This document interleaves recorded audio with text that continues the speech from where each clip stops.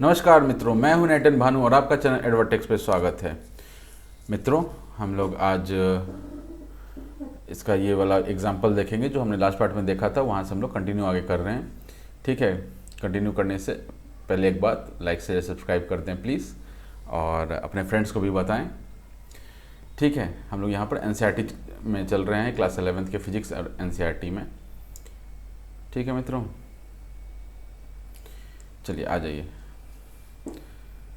Example कौन सा था अपना? Collision of the two bodies. अब इस एग्जाम्पल को मैंने लास्ट टाइम स्किप किया था, टाइम भी हो गया था और थोड़ा इसमें एक्सप्लेनेशन भी अच्छा है। ठीक है, इसको जब भी आप नीट या जेई लेवल पर सवाल बनाएंगे तो वहाँ पर ये बहुत बेसिक कॉन्सेप्ट है जो आपको काम आएगा, तो इसको थोड़ा डिटेल में बताना ज़रूरी है।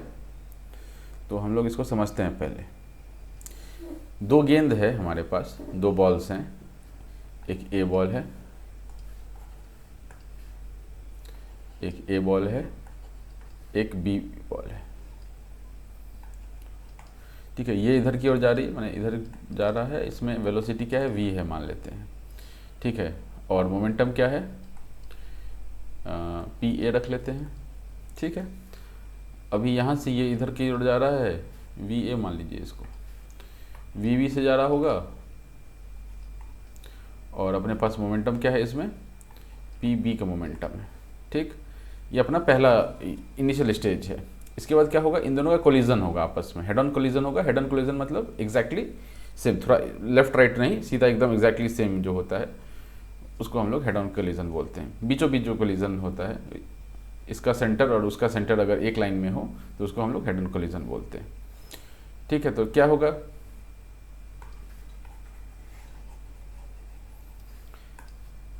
ये पी ए था और ये पी बी था। ये केस मतलब केस है, इनिशियल स्टेज था। मिडिल स्टेज में क्या होगा? ए और बी जो है आपस में कोलाइड कर रहे होंगे। ठीक है, यहाँ पर क्या हो गया? इनका मोमेंटम पी ए जो है इक्वल टू 0 हो गया होगा। क्यों 0 हुआ होगा? क्योंकि वेलोसिटी यहाँ 0 होगी। एक बार को तो वो रुकेंगे, तभी तो वो अपोजिट डायरेक्शन मूव करेंगे। इधर से वो चलता आ रहा है, इधर से ये चलता आ रहा है। यहाँ पर क्या होगा? यहाँ से फिर अपोजिट डायरेक्शन में जाएगा, तो यहाँ पर क्या होगा? उसका जो वेलोसिटी है वो 0 होगा, और फिर वो रिवर्स में उतना उसको इम्पल्स मिलेगा और वो रिवर्स डायरेक्शन में मूव करेगा, और यहाँ पे पी बी क्या हो जाएगा? इक्वल टू 0 हो जाएगा। ठीक है, थर्ड स्टेज में क्या होगा? बॉल वापस से हम लोग यहीं पहुँचा देते हैं। ठीक है, ये ए है, ये बी है। ठीक है, ये अब इधर की ओर मूव कर रही है, ये अब इधर की ओर मूव कर रही है, और इसका मोमेंटम कितना है? P b dash. ठीक है, और ये क्या है? पी ए डैश। इधर की ओर मतलब ये लेफ्ट की ओर जा रही है, ये राइट की ओर जा रही है। आपका लेफ्ट आपका राइट है, ठीक है ना? आप जो स्क्रीन पर देख रहे होंगे उसका लेफ्ट, इसका राइट है। ठीक, अब यहाँ से हमें क्या पता चलता है? हमारे पास क्या है कि सम ऑफ इनिशियल मोमेंटम क्या है मेरे पास, या चेंज इन मोमेंटम क्या होता है? जो इनिशियल मोमेंटम का सम था हमारे पास P A plus P B. अब law of conservation of momentum के हिसाब से क्या था कि जो मोमेंटम है वो कंजर्व रहता है, तो इनिशियल मोमेंट जो है वो फाइनल मोमेंटम के बराबर होगा, पी ए dash plus P b dash. ये तो सीधा सीधी हमने डेफिनेशन से बता दिया, काम अपने को यही आना है। ठीक है, जो भी नीट जेई के लिए आगे बढ़ेंगे उनके लिए सिर्फ यही काम आना है कि इनिशियल मोमेंटम जो है वो फाइनल मोमेंटम के बराबर होगा, वो मैंने सीधा सीधी बराबर कर दिया है। ठीक है, अब ये मोमेंटम जो है वेक्टर क्वांटिटी है, तो उसकी डायरेक्शन भी उसी हिसाब से चलता है। ठीक है, ये वेक्टर एडिशन है बेसिकली, इसका वेक्टर उसका वेक्टर ऐड हो रहा है, और फिर जो फाइनल है उसका भी वेक्टर जो है वो ऐड हो रहा है। ठीक है ना? तो ये इनिशियल और फाइनल मोमेंटम जो अपना समेशन है वो इक्वल होता है, ये हम law of conservation of momentum के थ्रू बता सकते हैं। लेकिन अगर आपको 11th लेवल पर पूछा जाए तो आप सीधा ये लिख देंगे, ऐसा मतलब डायग्राम बनाकर, तो नहीं काम चलेगा। इसमें एक दो और स्टेप आता है जो अपने को लिखना पड़ता है। ठीक है, वो क्या लिखना पड़ता है? Change in momentum. Change in momentum A के लिए क्या होगा? Momentum change for A, momentum change for A कितना हो जाएगा? Initial minus final equal to initial कितना, sorry final minus initial, not initial final, P A dash minus P A dash minus P A, ठीक है। Same चीज़, छुपा तो नहीं,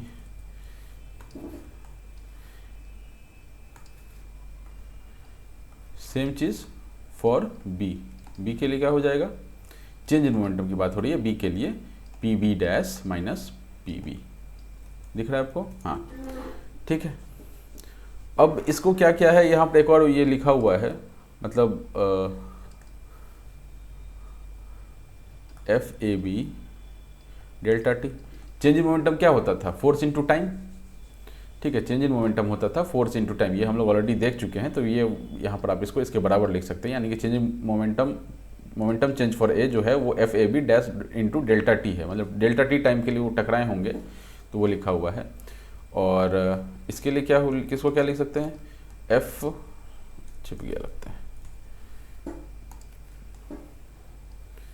इसको लिख सकते हैं F b a delta T, same time के लिए टकराया होगा, ठीक है। यहाँ तक कोई दिक्कत?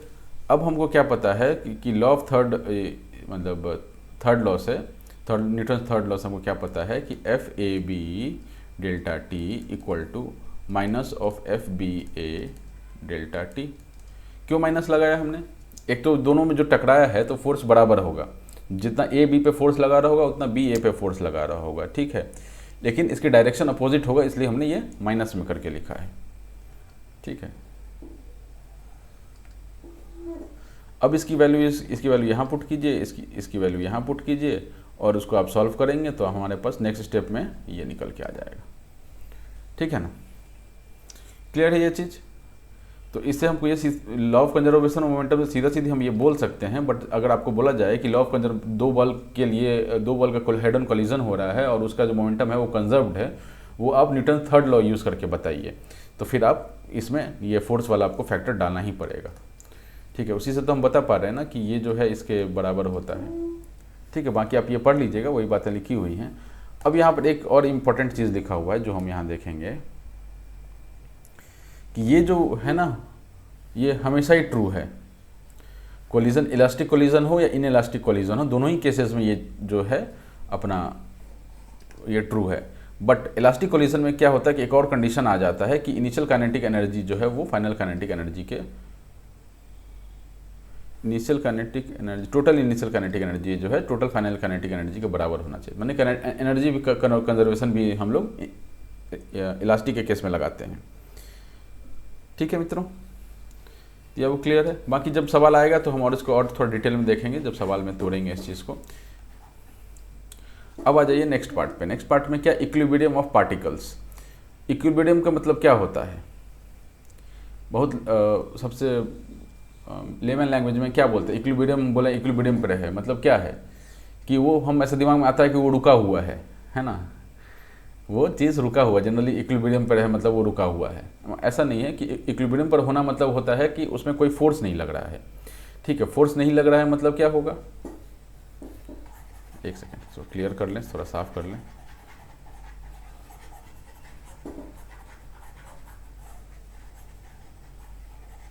कोई चीज़ अगर इक्विलिब्रियम पर है मतलब क्या है, उस पर फोर्स नहीं लग रहा है, ठीक है।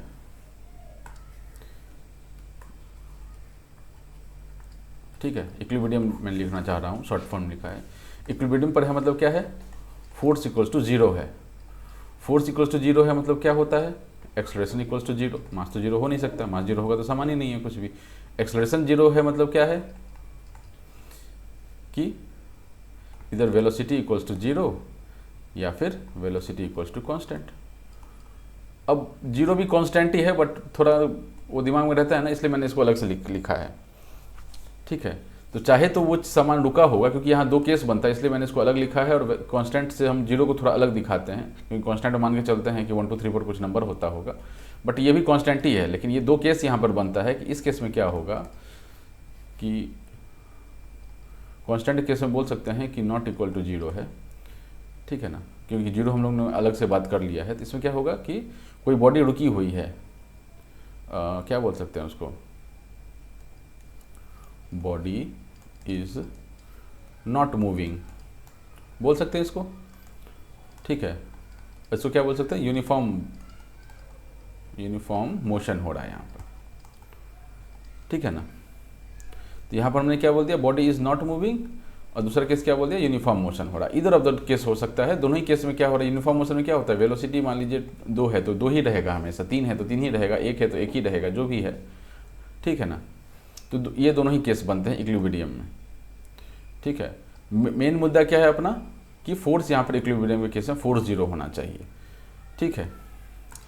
अब इसमें क्या है कि अगर कोई चीज़ इक्विलिब्रियम पे है तो अभी जनरली जो हम अभी चीज़ देख रहे हैं उसमें फोर्स को हम लोग 0 करेंगे, ठीक है। फोर्स को कैसे 0 करते हैं,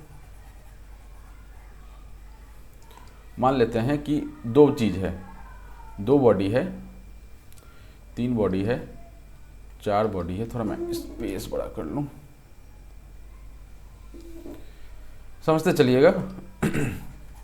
काफ़ी सिंपल है, और अभी जो मैं बताने जा रहा हूँ ये इस पर काफ़ी मैकेनिक्स का काफ़ी बढ़िया सवाल सब इस पर बनने वाला है, ठीक है। तो बी अलर्ट और ध्यान दीजिएगा मैं कैसे बता रहा हूँ, ठीक है। पहला केस क्या है, 2 बॉडी का, 2 बॉडी के केस में क्या होगा, फोर्स जो बोल रहे हैं कि इक्विलिब्रियम पे है, तो इक्विलिब्रियम में 2 बॉडी अगर है तो क्या हो जाएगा कि एक, सॉरी फोर्स 2 है, नॉट बॉडी 2 नहीं है, फोर्स 2 है, ये फोर्स का ये नंबर है, ठीक है। 2 फोर्स लग रहा है किसी बॉडी पे, एक ही बॉडी है लेकिन इसमें 2 फोर्स लग रहा है, और ये बोल रहे हैं इक्विलिब्रियम पे है, मतलब कि एक F1 इधर लग रहा होगा और F2 इधर लग रहा होगा, तो F1 इक्वल टू F2, ये मॉड्यूलस लगा रहा हूँ मैं, ठीक है। साइन में तो अपोजिट आएगा ही, ठीक है, वो चीज़ यहाँ पर मेंशन किया हुआ है ना। तो मैग्नीट्यूड दोनों का सेम होगा और इक्वल एंड अपोजिट होगा, 2 बॉडी के केस में, 2 बॉडी के केस में इक्वल एंड अपोजिट होगा, और मैग्नीट्यूड में इक्वल बोल ही दिया तो मैग्नीट्यूड तो खैर बराबर होना ही है। ये 2 फोर्स की बात है। 3 फोर्स ले लीजिए, 3 फोर्स कैसा हो सकता है, पंखा जैसा हो सकता है, ठीक है। पंखा कैसा दिखता है अपना, है ना। तो इसमें इसको देख के हम लोग क्या बोल सकते हैं कि F1 plus F2 equal to 0, पहले वाले केस के लिए। दूसरे वाले केस के लिए क्या है, F1 F2 F3, तो तीनों का जो समेसन होगा वेक्टर एडिशन में बेसिकली होगा, समेसन नहीं है, वेक्टर एडिशन है, तीनों का जो वेक्टर एडिशन होगा वो क्या होगा, 0 के बराबर होगा, ठीक है ना। अभी को जो अपोजिट डायरेक्शन में होगा उसका हम लोग क्या कर लेंगे, मान लीजिए ये इधर लग रहा है, ये इधर लग रहा है, मतलब नेट फोर्स किधर लग रहा है, ठीक है, इसका इधर लग रहा है, इसका इधर लग रहा है ना। तो नेट फोर्स जो है वो इस डायरेक्शन में कहीं लग रहा होगा, और ये जो है इसको बैलेंस कर रहा है, तो कुछ इसका मैग्नीट्यूड होगा। तो इसके पास से मान लेते माइनस होगा, इन दोनों के पास क्या होगा, प्लस प्लस होगा, तो F2 जो है ये माइनस हो जाएगा, F2 और F1 प्लस F3, ये वेक्टर एडिशन के होता है। और आप इसका चिंता मत कीजिए कि ये क्या होगा, वैल्यूज़ क्या होंगे, वो वैल्यूज़ अपने आप साइन के साथ जब आप डालेंगे ना इक्वेशन में तो वो खुद ही उस चीज़ को एडजस्ट कर लेता है। जो एग्जांपल देखेंगे तो और चीज़ें क्लियर होंगी। अभी के लिए समझिए कि वेक्टर एडिशन जब 2 फोर्स लग रहा था एक बॉडी पे, तो उनका वेक्टर एडिशन हमको क्या दे रहा था, 0 दे रहा था। वो कैसे हमने लाया ये देख सकते हैं, इक्वल एंड अपोजिट था, तो ये ऐसा हो रहा होगा, ठीक है। इस केस में जो हमने अभी माना था केस, इस केस में भी वही चीज़ है, वेक्टर एडिशन है, वो 0 दे रहा होगा। जो हमने केस माना था उसके लिए आप ऐसा बोल सकते हैं कि F1 plus F3 equals to minus of F2, equal and opposite type का कुछ आ गया यहाँ भी, है ना।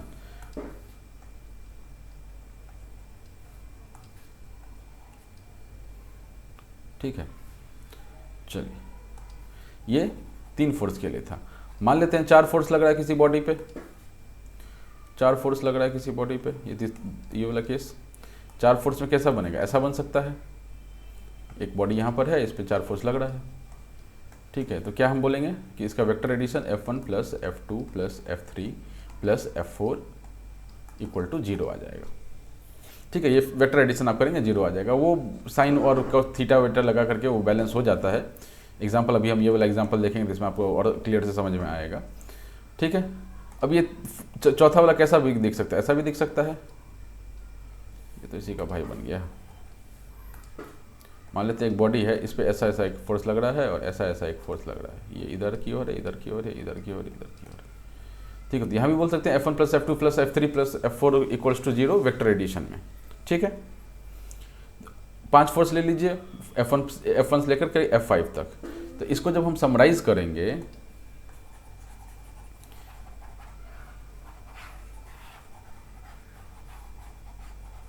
इसको जब हम समराइज करेंगे तो यहाँ पर एक लाइन लिखा हुआ है, गौर कीजिएगा। The result can be generalised to any number of forces. A particle is in equilibrium under the action of forces F1 से Fn if they can be represented by sides of a closed n-sided polygon with arrow directed in the same sense। now इसमें एक चीज़ को बोलना चाहिए था, एक चीज़ ने miss किया है यहाँ पर, कि एटलीस्ट यहाँ पर 3 और मोर फोर्स होने चाहिए, 3 और मोर होने चाहिए। यार अब 2 फोर्स लेके आप पॉलीगॉन कैसे बनाएंगे? 2 फोर्स लेके पॉलीगॉन नहीं बनता है। जो ये केस बता रहा है, particle is in equilibrium under the action of forces F1 से लेकर Fn तक, where n should be greater than 2। ठीक है, यहाँ पर क्या होना चाहिए? n should be greater than 2। ये मिसिंग है यहाँ पर, क्योंकि जब ये पॉलीगॉन बनाने की बात कर रहा है ना, तब दो लाइन लेकर के आप पॉलीगॉन बना पाएंगे क्या? ये 2 लाइन लेकर पॉलीगॉन के लिए क्या होता है कि कोई ऐसा triangle is the smallest polygon, 3 side होते हैं उसमें, तो 3 फोर्स तो चाहिए ना आपको कम से कम। ठीक है, 1 2 3 फोर्स चाहिए। तो यहाँ पर Fn तक ये वाली बात सही है, लेकिन n should be greater than 2, there should be at least more than 2 forces. ठीक है, ये चीज़ यहाँ पर मिस कर रहा है, आप थोड़ा इसको ध्यान रखिएगा। अब ये बोलना क्या चाह रहा है, इस लाइन का क्या मतलब है, ये मैं आपको बताऊं। कि जैसे मान लीजिए 3 फोर्स लग रहा है इसमें, F1 F2 F3। अब क्या बोल रहा है इसको कि आप जो n साइडेड पॉलीगॉन बन सकता है अगर, तो मतलब वो इक्विलिब्रियम में है। इसको n साइड पॉलीगॉन बनाइए, आप कैसे बनेगा ये? हमने क्या किया, इस वाले को पैरेलली मूव कर दिया इधर, और इस वाले को पीछे घिसका दिया, तो ये क्या बन गया? ये F1 जो है यहाँ पर पहुँच गया, F3 जो है सो पीछे घसक के यहाँ पे पहुँच गया, और F2 ये। तो अब देखिए पॉलीगॉन बन गया। 4 फोर्सेस होते तो, मान लीजिए यहाँ 4 फोर्सेस होता तो हम क्या करते हैं, इसको यहाँ पे ऊपर पहुँचा देते हैं, और इसको क्या करते हैं, यहाँ पे पहुँचा देते हैं।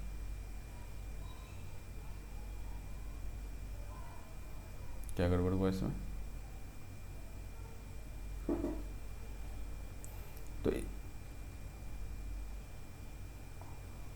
इससे क्या हो जाएगा, ये देखिए,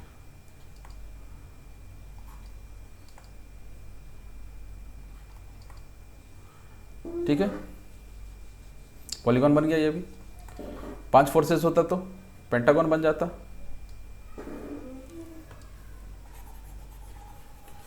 किसी ऑब्जेक्ट पे अगर 5 फोर्स लग रहा होता, ये मान लेते हैं एक ऑब्जेक्ट है, ठीक है, इस पे 5 फोर्स आप लगा दीजिए, तो आपका क्या बन जाएगा ये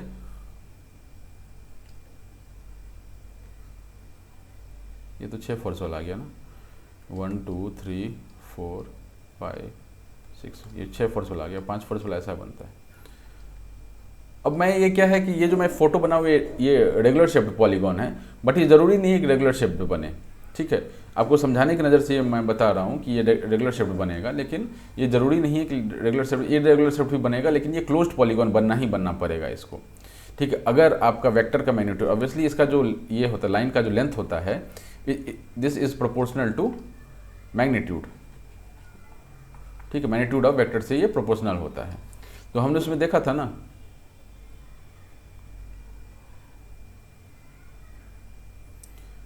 हमने क्या देखा था, हाँ, तो हमने जब हम इसका ये बनाएंगे, मतलब लाइंस को यूज़ करके उनका जो फोर्स का जो लाइंस है, जब हम उसको यूज़ करेंगे, अगर वो क्लोज पॉलीगॉन बना पा रहा है, मतलब वो फोर्स बैलेंस्ड है। अगर क्लोज पॉलीगॉन नहीं बना पा रहा है, मान लेते हैं कि हमारे पास ये यहाँ पर 3 लाइन था जो ये मिल करके बना दिया यहाँ पर, लेकिन हम मान लेते हैं एक फोर्स हमारे पास ज़्यादा था, तो मान लेते हैं ये अगर इतना बड़ा था, इसके हिसाब से हमने ये बनाया, और ये जो है मतलब ये थोड़ा और लंबा रखिए इसको, और ये यहाँ, this is not close shaped polygon. ये लंबा हो गया ना लाइन, क्लोज नहीं हुआ ये, तो इसमें फोर्स जो है इक्विलिब्रियम में नहीं है। ठीक है, इक्विलिब्रियम में नहीं है, मतलब फोर्स जो है, नेट फोर्स जो है, नेट एक्सटर्नल फोर्स जो है वो 0 नहीं हो रहा है। ठीक है, तो ये मैं रेगुलर दिखा रहा हूँ, लेकिन यहाँ रेगुलर नहीं होता, ये आप ध्यान रखिएगा। यहाँ देखिए, a closed n sided polygon बनेगा यहाँ पर। ठीक, क्लोज्ड n साइडेड पॉलीगॉन कैसा भी हो सकता है, मान लीजिए 4 साइड का है, तो 4 साइड का रोम्बस क्या है, rhombus is also polygon of side 4, तो रोम्बस जैसा कुछ बन जाएगा, स्क्वायर नहीं बनेगा, रोम्बस बन जाएगा। ठीक है, या फिर अगर ये पेंटागन बनता है यहाँ पर, तो पेंटागन तो रेगुलर शेप हो गया, इरेगुलर शेप भी कुछ बन सकता है इसका, कुछ ऐसा, मतलब ऐसा ऐसा ऐसा ऐसा बन सकता है, मतलब आप सब ऐसा मान के चलिए। ठीक है ना, मान के क्या चलिए, मतलब होता ही है। ठीक है, तो बेसिकली ये फोर्स क्या होते हैं, बैलेंस हो जाते हैं। अब यहाँ पर एक और चीज़ समझने का है, ये वाला हम लोग एग्जाम्पल लेते हैं। तो ये तो वेक्टर एडिशन से हमने क्या किया, ये वेक्टर एडिशन क्यों किया, F1 plus F2 plus F3 को हमने जीरो करने के लिए वेक्टर एडिशन कर दिया, ठीक है। लेकिन अगर हमको ये पता करना हो कि भैया इसमें हमको बताओ कि, ये वाला एग्जाम्पल ले रहा हूँ मैं, कि फोर्स कैसे बैलेंस हो रहा है, ठीक है, फोर्स बैलेंस कैसे हो रहा है ये बोल रहा है। फोर्स जो है वो जीरो हो रहा है वो तो आप इससे दिखा सकते हैं, लेकिन बैलेंस कैसे हो रहा है तो इसमें पिक्चर में आ जाता है उसका एंगल। अब ये वाला तो ये सीधा एक्स एक्सिस के अलॉन्ग है, तो हम इसको सीधा एक्स के अलॉन्ग बना देते हैं, ठीक है। ये वाला क्या है, वाई से थोड़ा सा डिफ्लेक्टेड है, ये वाई से थोड़ा सा डिफ्लेक्टेड था, ऐसा कुछ। और ये क्या था, वाई और एक्स दोनों से ही डिफ्लेक्टेड था, ऐसा कुछ। अब क्या करेंगे, हम लोग इसका कंपोनेंट बनाएंगे।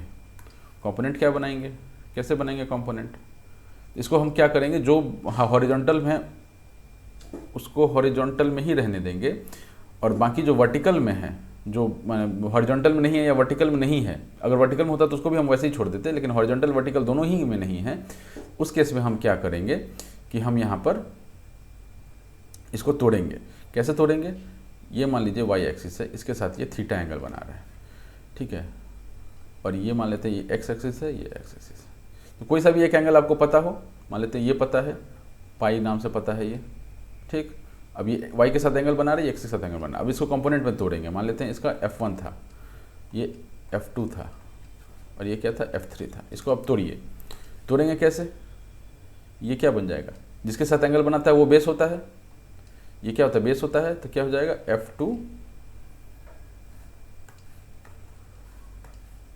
F2 cos थीटा, ठीक है। और इधर में क्या आ जाएगा इसका,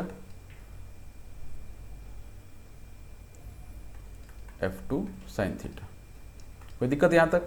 अब यहाँ थीटा इसके साथ बनाना मतलब ये बेस है, तो ये क्या आ जाएगा,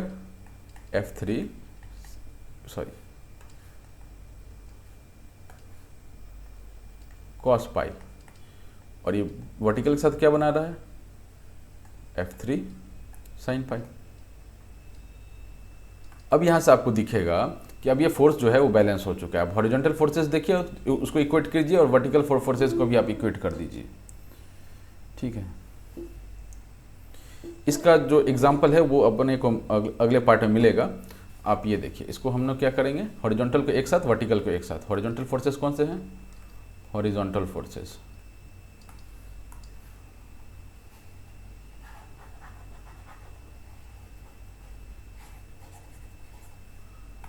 हॉरिजॉन्टल फोर्सेस कौन से हैं, F1 plus F2 sine theta equals to F3 cos pi, horizontal forces हैं, ठीक है।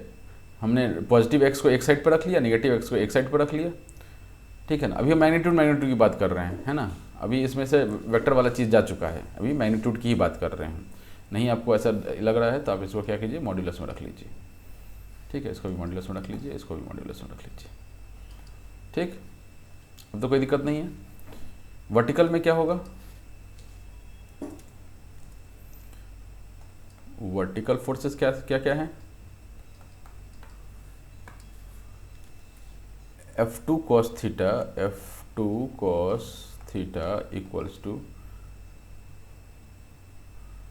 F3 sin पाई, ठीक है। पॉज कीजिए एंड लेट दिस डाइजेस्ट कि हमने फोर्सेस को कैसे तोड़े हैं। जो हॉरिजॉन्टल में है उसको हम एज इट इज छोड़ेंगे, जो वर्टिकल में है उसको हम एज इट इज छोड़ेंगे, जो उन दोनों प्लेन में है, बीच में कहीं पर है, उसको हम जो भी एंगल पता होगा उसके हिसाब से तोड़ेंगे, और हम लोग इसको बैलेंस करेंगे, इक्वेट करेंगे। अगेन आप यहाँ पे मॉड लगा लीजिए ताकि आपको वेक्टर से कन्फ्यूज़न ना हो, ठीक है।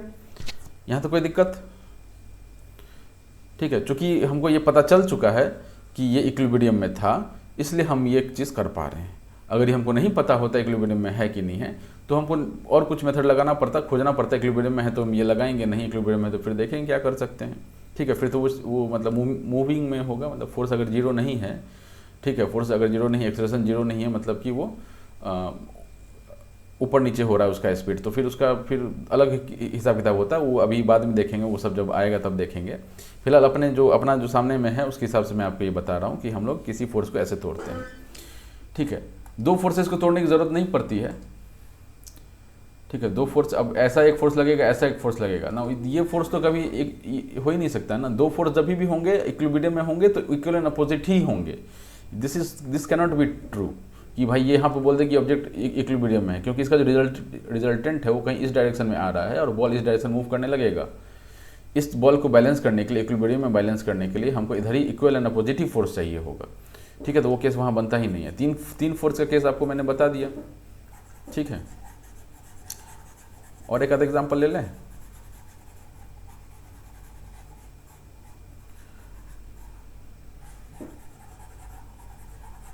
ठीक है, मैं आपको तोड़ के बता देता हूँ, बाकी इक्वेट करना तो कोई बहुत मैंने कुछ है नहीं उसमें। एक्स के अलॉन्ग जो है उसको एक साइड मैंने एक साथ कर लो, वाई के अलॉन्ग जो है उसको एक साथ कर लो। तो मान लेते हैं हमारा ये क्या है, एक्स वाई एक्सिस है। ठीक है, ये एक्स एंड वाई एक्सिस है। इस पे कौन से लाइन है, ये लाइन है, ये लाइन है, ये लाइन है, ये लाइन है। अब ये बोल रहा है कि भाई ये हमारा जो है बैलेंस में है, F1 F2 F3 F4। ठीक है, इसके साथ θ1, इसके साथ θ2, इसके साथ θ3 और इसके साथ θ4। ठीक है, एक बार पॉज करके आप कोशिश कीजिए इसको तोड़ने का। अगर आप तोड़ पा रहे हैं तो वेल एंड गुड। ठीक है, नहीं तोड़ पा रहे हैं तो फिर आप कंटिन्यू करके देख लीजिए कैसे तोड़ रहे हैं। ठीक है, चलिए इसको तोड़ने का शुरू करते हैं। अगर आपने पॉज करके हटा लिया हो तो आप इसको तोड़ना शुरू करते हैं। अब ये थीटा है एंगल यहाँ पर, मतलब ये बेस होगा, इसको बेस के साथ तोड़िए। ये क्या हो जाएगा, F1 cos θ1। तो ये कौन सा हो जाएगा, F1 cos नहीं साइन, F1 sin θ1। ठीक, इसको तोड़िए।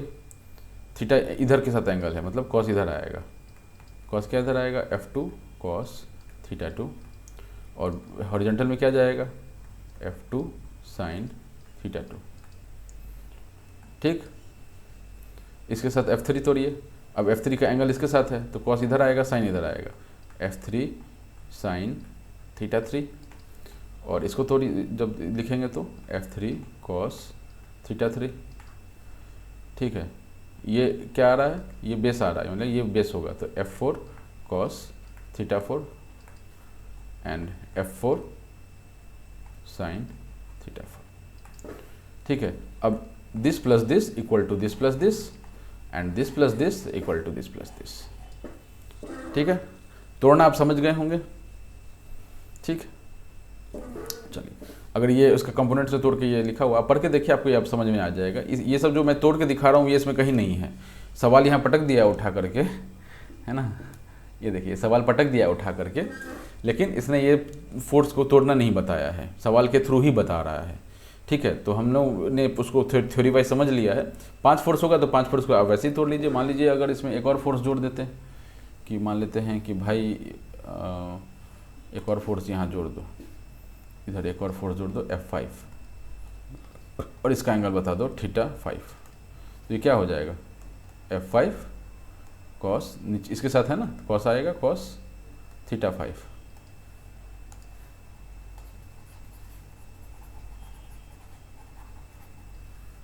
ठीक है, और इसके साथ क्या बनाएगा, साइन बनाएगा। ये तो प्लस में रहेगा, ये भी प्लस में जोड़ दो, इसको प्लस में जोड़ दो तो क्या θ5 है ना, F5 है, F5 sin θ5। ठीक है, तो ये तीनों एक साथ इक्वल टू दिस दोनों, और ये दोनों एक साथ इक्वल टू दिस तीनों। ठीक, तो आप फोर्स तोड़ना अब आप समझ चुके हैं। अब आप फोर्स तोड़ना अगर समझ चुके हैं तो हम लोग इस अगला सवाल देखते हैं। ठीक है, अब देखिए, अब इस सवाल को पढ़ लीजिएगा। इसमें क्या बोला गया है कि हमारे पास एक रोप है, ठीक है, 2 मीटर का एक रोप है जिसके मिड पॉइंट से एक 50 न्यूटन का फोर्स इधर की ओर लग रहा है। ठीक है, और नीचे जो है मिड पॉइंट पे ही लग रहा है और नीचे वाले पॉइंट पर 60 न्यूटन का जो है सामान लटका हुआ है। ठीक, इतना क्लियर है। अब ये पूछ रहा है हमसे कि ये बताइए कि ये वर्टिकल के साथ कितना एंगल बना रहा है। तो वर्टिकल के साथ एंगल कितना बना रहा होगा, थीटा बना रहा होगा। ठीक है, मान लेते हैं थीटा बना रहा है। अगर ये थीटा है तो ये भी थीटा होगा, interior alternate angle parallel lines में, है ना, तो ये भी थीटा हो गया। अब इसको क्या बोला,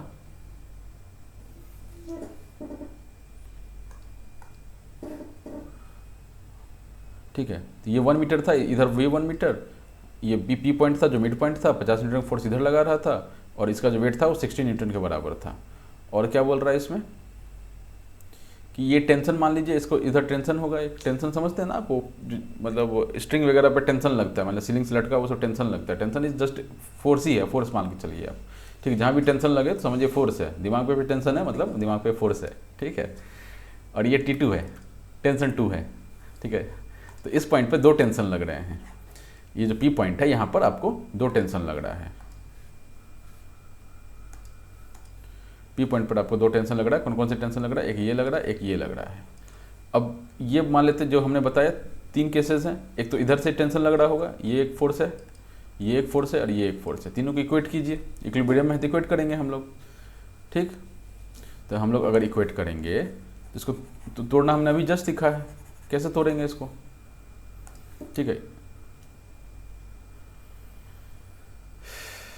ठीक है, ये आपको फ्री बॉडी डायग्राम बनाना पड़ेगा, ये मैं आपको बताता हूँ। पहले मैं आपको फोर्स तोड़ना बता दूँ, उसके बाद ये बताता हूँ। तो फोर्स कैसे तोड़ेंगे, इसमें T1 है तो क्या है, कौन कौन सा, ये हॉरिजॉन्टल में है, कोई दिक्कत नहीं, इसको ऐसे ही रहने देंगे। ये वर्टिकल में है, कोई दिक्कत नहीं, इसको ऐसे ही रहने देंगे। ये जो है XY प्लेन में है, ना हॉरिजॉन्टल में है ना वर्टिकल में, मतलब T1 जो है वो टूटेगा। अब T1 कैसे टूटेगा, तो ये क्या हो जाएगा, थीटा इसके साथ बना रहा है, मतलब ये बेस है यानी T1 cos थीटा, और ये क्या हो जाएगा इसके साथ, ये T1 sin थीटा, कोई दिक्कत। अब T1 sin थीटा 50 न्यूटन के बराबर है, ठीक है। T1 sin theta equals to 50 newton, ठीक है। और T1 cos theta equals to T2, tension 2 के बराबर है। इस पॉइंट पर टेंशन 2 लग रहा है ना, ठीक है। तो ये T2 के बराबर है, T2 किसके बराबर है, 60 न्यूटन के बराबर है। ये T2 60 न्यूटन के बराबर है, कहाँ से पता चला, इस वाले पॉइंट से पता चला, ठीक है। ठीक, आपको ये क्लियर हो रहा है। अब यहाँ से मुझे क्या निकालना है कि भाई हमको थीटा का आंसर बताओ। तो थीटा, अब इसको इससे डिवाइड कर दीजिए, ये मान लेते हैं 1 है, ये मान लेते हैं 2 है, इसको इससे डिवाइड कर दीजिए, 1 डिवाइडेड बाई 2 क्या आ जाएगा, T1 कट गया, sine theta by cos theta क्या आ जाएगा, tan थीटा इक्वल्स टू 50/60 5/6, ठीक है। Theta equals to tan inverse 5/6, ये अपना आंसर हो गया। अब tan इनवर्स 5/6 की वैल्यू क्या होती है वो आपको दे के रखेगा एग्जाम में, अगर नहीं दिया हुआ है तो you can leave it to this, ठीक है। tan थीटा इक्वल्स टू 5/6, या आप यहाँ दोनों में से कहीं भी छोड़ दें, क्योंकि अब tan इनवर्स 5/6 की वैल्यू आप याद रखें ये संभव नहीं है, ठीक है। इसको एग्जाम में देना ही पड़ेगा, ठीक है। अब फ्री बॉडी डायग्राम कैसे बनाते हैं, फ्री बॉडी डायग्राम कैसे बनाते हैं,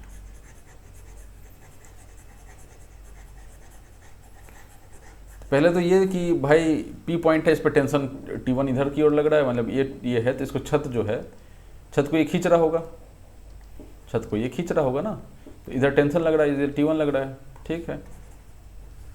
तो आप क्या करेंगे कि P पॉइंट के हिसाब से एक एक डायग्राम बनाएंगे। इस P पॉइंट के हिसाब से एक फोर्स इस पे इधर लग रहा है, टेंशन 2 इधर लग रहा है और ये इधर लग रहा है, ठीक है।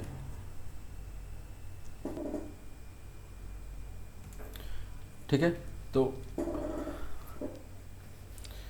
P पॉइंट को हमने ऐसे हम तोड़ लेंगे कि नीचे T2 लग रहा है। अब ये कैसे पता चलेगा कि T2 लिखे नहीं लिखे, यहाँ पर स्ट्रिंग जहाँ से मुड़ा हुआ है वहाँ से एक ये मुड़ा हुआ है, तो एक स्ट्रिंग को इधर खींच रहा होगा, ठीक है। और छत जो है स्ट्रिंग को इधर खींच रहा होगा, मतलब कि ये टेंशन 1 इसको बोलेंगे, इसको टेंशन 2 बोलेंगे, ठीक है। तो जब हम इसको ये यहाँ लेकर के आएंगे तो इसको हम सीधा T2 लिख दिए, इसको T1 लिख दिए, थीटा तो पता ही था।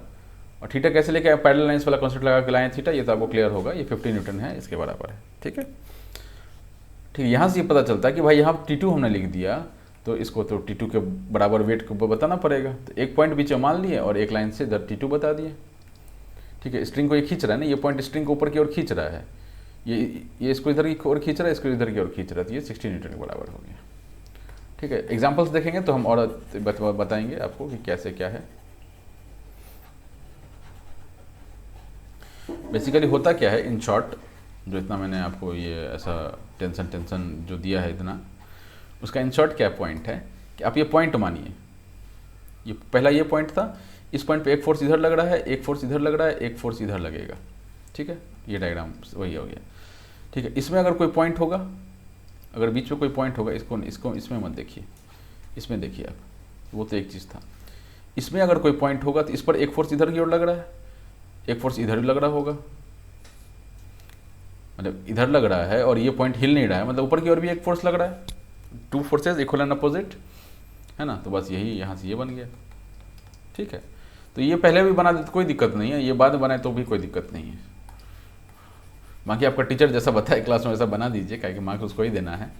ठीक है, बाकी अगर थोड़ा ये टीचर ऐसा नॉर्मल टीचर होगा ना तो फिर उसको गलत नहीं करेगा। आप इसको पढ़ के देखिएगा, इसमें एक इंपॉर्टेंट फैक्ट लिखा हुआ है जो अपने को यहाँ पे समझना है। ठीक है, ये थीटा इनवर्स 5/6 40 डिग्री के बराबर होता है, ये दे के रखेगा आपको।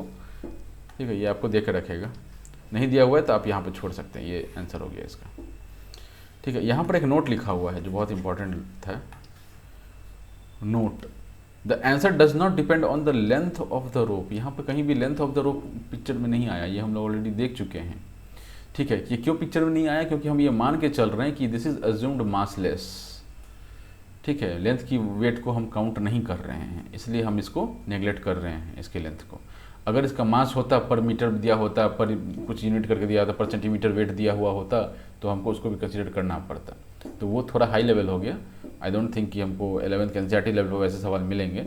IT वगैरह में मिल सकता है ऐसे सवाल, IT में कुछ भी पूछ सकता है कोई माई बाप नहीं है। ठीक है, एक तो लेंथ पर डिपेंड नहीं करता है, दूसरा nor on the point eight which the horizontal force is applied. ठीक है, ये उस पॉइंट पे भी डिपेंड नहीं करता, क्योंकि लेंथ पर डिपेंड नहीं करता है। कहाँ गया यार, ये देखिए, चूंकि ये लेंथ पर डिपेंड नहीं करता है तो किसी भी पॉइंट पे आप फोर्स लगाएंगे तो ये इतना ही एंगल आएगा, सो कहना चाह रहा है। ठीक है, थीटा का वैल्यू जो है वो किसी भी पॉइंट पर आप फोर्स लगाएंगे तो इतना ही आएगा। आप यहाँ पे फोर्स लगा देते, अगर ये ऐसा लटका हुआ होता, ठीक है, और आप यहाँ पे फोर्स लगा देते एकदम छत सटा हुआ, तो भी जो हमको डायग्राम बनता वो कुछ ऐसा ही बनता।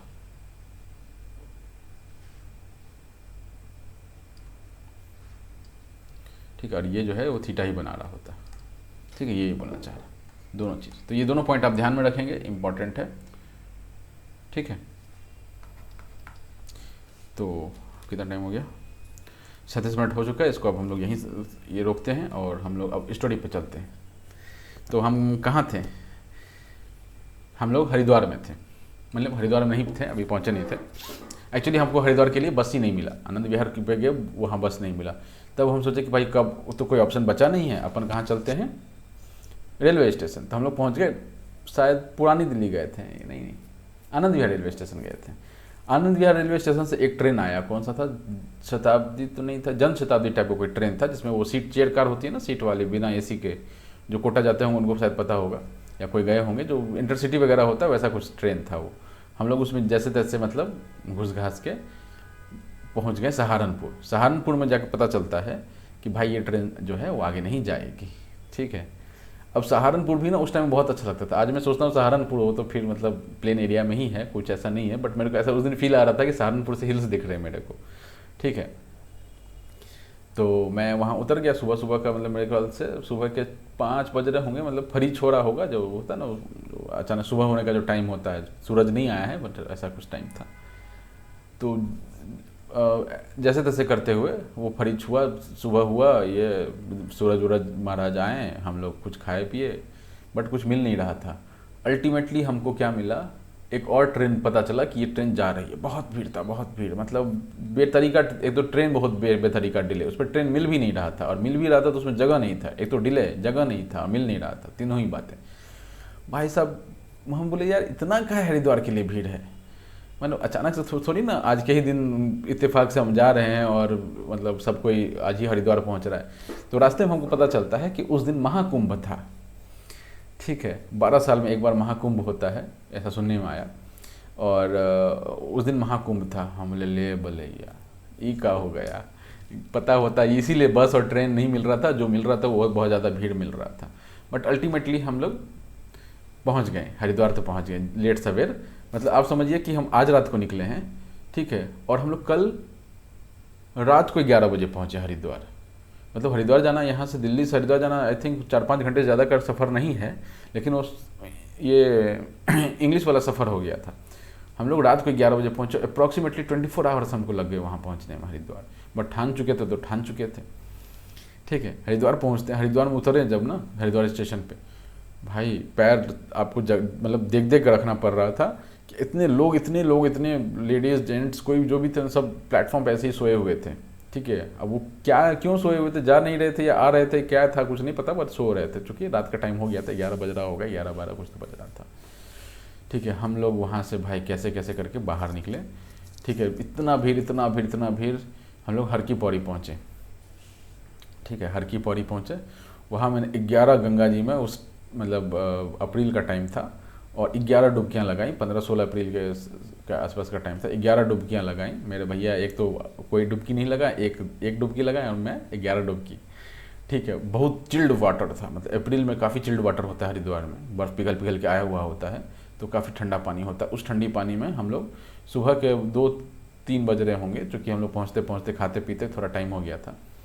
हम लोग वहाँ पे चिल्ड स्नान किए, भयंकर चिल्ड स्नान। उसके बाद एक आध मंदिर था, उसमें दर्शन किए।